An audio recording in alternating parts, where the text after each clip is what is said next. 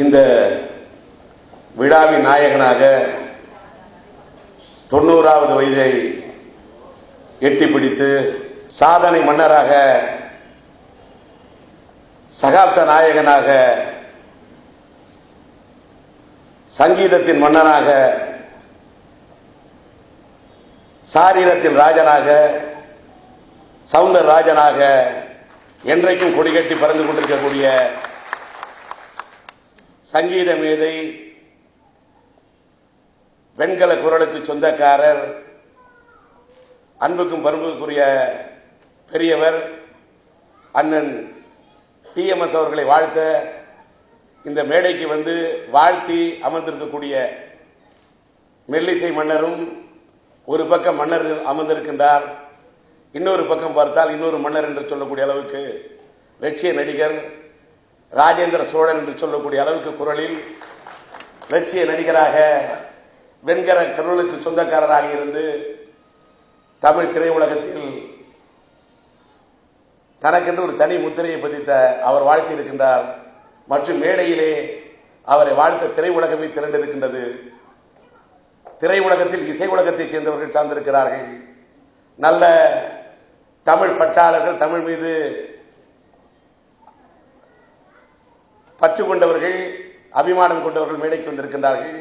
அவரை வாழ்த்துவதற்கு இங்கே அரங்கத்தில் நிறைந்திருக்கக்கூடிய பெரியவர்களே, என்னை பெற்றெடுக்காத போதும் என்னை பெற்றெடுத்த தாயாக நான் மதிக்கக்கூடிய நேர்மை தாய்மார்களே, உடன்பிறவ அன்பு சகோதரர்களே, சகோதரிகளே, திரையுலகத்தை சார்ந்த நண்பர்களே, இசை உலகத்தை சார்ந்த நண்பர்களே, நாளை உலகத்தின் சிங்கங்களாம் தங்கங்களாம் இளம் மழை செல்வங்களே, என் அருமை பத்திரிகை துறை நண்பர்களே,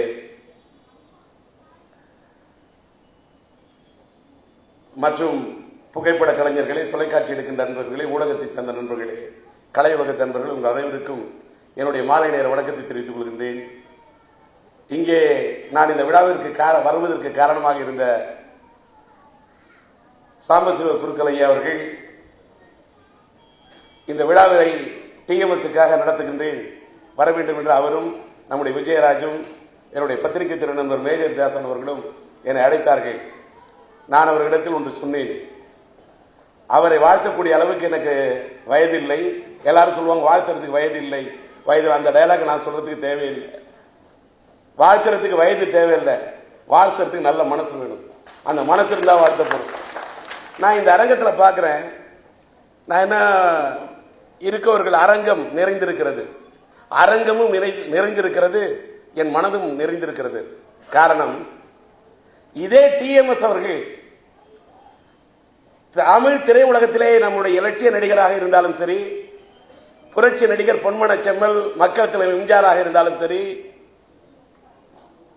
சூரக்கோட்டை கண்டெடுத்த சிங்கம், தஞ்சை மாவட்டத்திலிருந்து வந்த தங்கம், மறைந்துவிட்ட நடிகர் திலகம் சிவாஜி கணேசன் என்றாலும் சரி, மக்கள் மனதில் தனக்கென்று ஒரு இடம் பிடித்த மக்கள் கலைஞர் ஜெய்சங்கர் என்றாலும் சரி, மறைந்துவிட்ட நடிகர் ரவிச்சந்திரன் என்றாலும் சரி, நம்முடைய மறைந்துவிட்ட மாமேதை முத்துராமன் என்றாலும் சரி, எந்த நடிகராக இருந்தாலும், ஏன் டி ராஜேந்தர் இசையமைத்து அதில் நடித்த ஒரு சங்கர் என்றாலும் சரி, அது நடித்து விட்டு மறைந்து விட்டானே ஸ்ரீநாத், நூலும் இல்லை வாழும் இல்லை வானில் பட்டம் விடுவேனா என்று பாடிய பாடலுக்கு நடித்தானே, அந்த நடிகன் கூட மறைந்து விட்டான்.